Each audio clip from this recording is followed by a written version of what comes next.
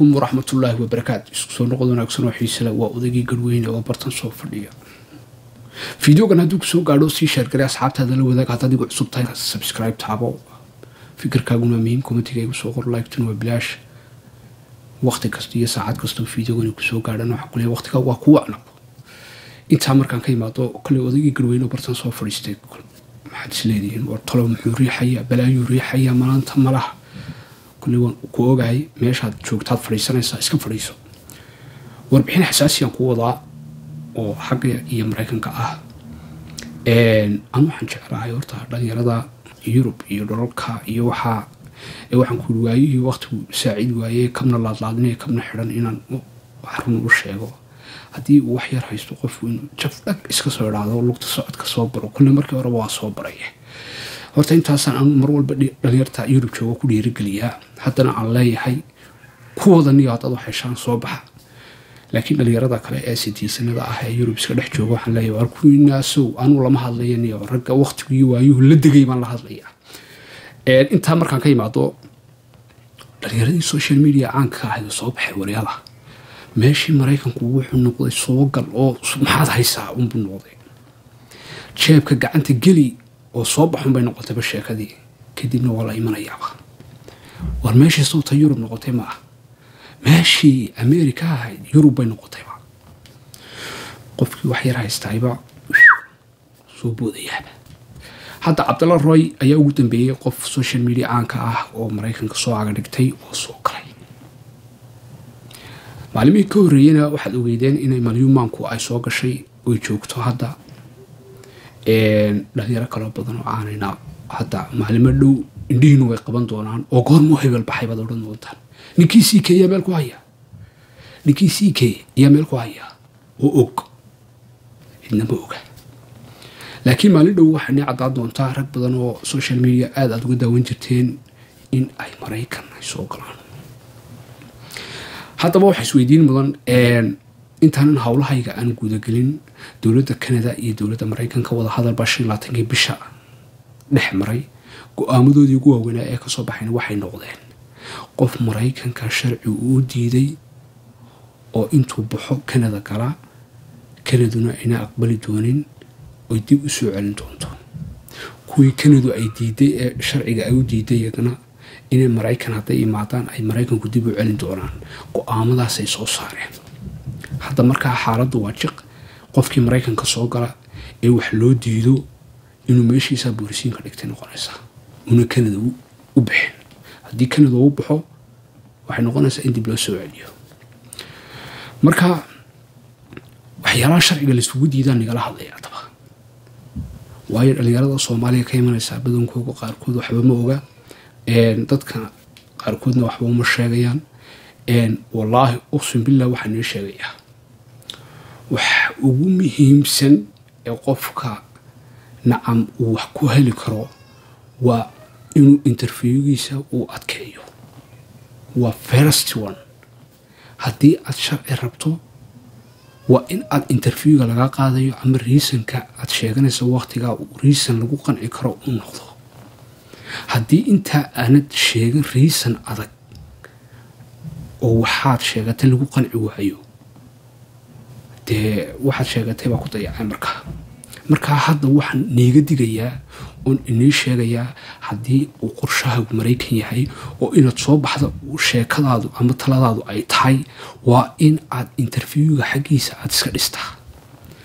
sharci markaa wada helaysaa taasi waa la shiki ana ku balan qaaday hagaalana wax walba ku qoran yihiin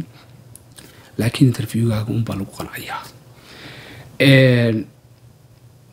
qofku markuu Mareykan imaado oo lugiisa ku soo galo iyo qofka sifa sharci lagu soo qaato maxay ku kala duwan yihiin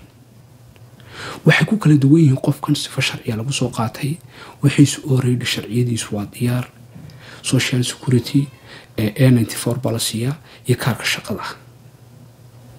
oo ID kaasi waxa soo dhanba marka social security marka laga reebo A94 ka iyo kaarkaas shaqada waa hal sano weeyaan halkaas sano kadib uu ka dhacaya waa inaad green card xareysataa